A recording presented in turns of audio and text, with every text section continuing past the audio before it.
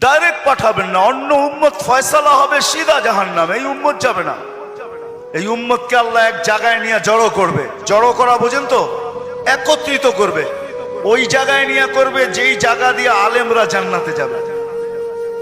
যখন আলেমরা ওইখান দিয়ে অতিক্রম করবে, তো আল্লাহ পুরা মজমাকে বলবে, কে কাকে চিনো, কাল লিস্টিতে কার নাম আছে, তাড়াতাড়ি ধরো, চইলা কিন্তু গেল। তো যায়া ধরবে, হযরত আপনার লিস্টিতে তো আমার নাম আছে, আপনাকে তো আমি চিনি, মহব্বত ছিল, ভালোবাসা ছিল, আসা যাওয়া ছিল, উঠা বসা ছিল, চলাফেরা ছিল, খাওয়া দাওয়া ছিল, আর শুনেও আসতেছি আপনারা সুপারিশের অধিকার পাইছেন। আল্লাহ আপনাদের সুপারিশ কবুল করবে, আমাদের ফয়সালা জাহান্নাম হয়ে গেছে। একটু যদি হাত উঠায়া দিতেন, হয়তো নিষ্কৃতি পাওয়া যেতাম।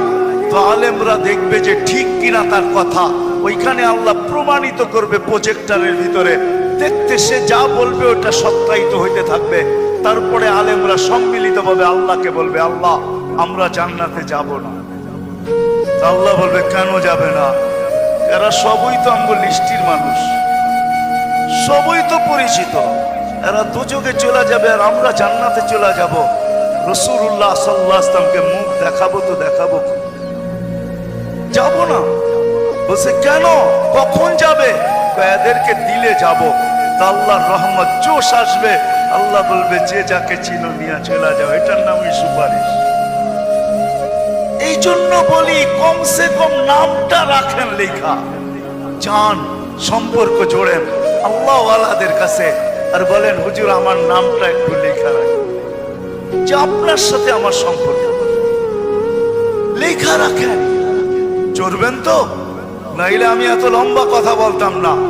আর তৃতীয় হইল, আজকের থেকে কোনোদিন নামাজ ছাড়ব না। ওয়াদা কিন্তু পাক্কা, যেইখানে থাকি, যেই অবস্থায় থাকি, যেইখানেই থাকি ওইখানেই দাঁড়ায়। কারণ আমি অসুস্থ, আমার চোখ পড়ছে, তা নিয়েও আমি আসছি, ওয়াদা দিছি, এই জন্য চলে আসছি। আমি আসছি গত 9 তারিখে, 1 মাস টানা সফর করার পরে আমেরিকা থেকে আসছি। আসার পরের দিন থেকে অসুস্থ, আর প্রতিদিনই প্রোগ্রামে যেতে হয়, কেননা ওয়াদা। এরা কি জবাব দিবে মানুষের সামনে? ইজ্জত বেজ্জতির প্রশ্ন। বিদায় চলে আসছি, বিদায় শেষ জায়গা আমি চলে আসছি। আসেন ভাববেন তো, পাক্কা ওয়াদা করতেছেন? আরে চিন্তা করেন, ওই উম্মত কেন চিন্তা করবে না, যার চিন্তায় 60-70 বছরের ইবাদত রাখা আছে। লা তাফাক্কুরু সাআতিন খায়রুম মিন ইবাদাতি 60 আও 70 সানা। ওই উম্মতের চিন্তার কোনো প্রয়োজন ছিল না। সে চিন্তা করবে তো করবেই বা কেন? তার চিন্তার ভিতরে কোনো ওয়েট ছিল না, ওজন ছিল না, কোনো বিনিময় ছিল না। এই উম্মত চিন্তা করবে না তো করবে না কেন? যার প্রত্যেক চিন্তার মুহূর্তের বিনিময় 60-70 বছরের ইবাদত দেওয়ার জন্য আল্লাহ প্রস্তুত। নাইলে এই হাদিস আমাদের দুয়ার পর্যন্ত আসতো তো আসতো কেন?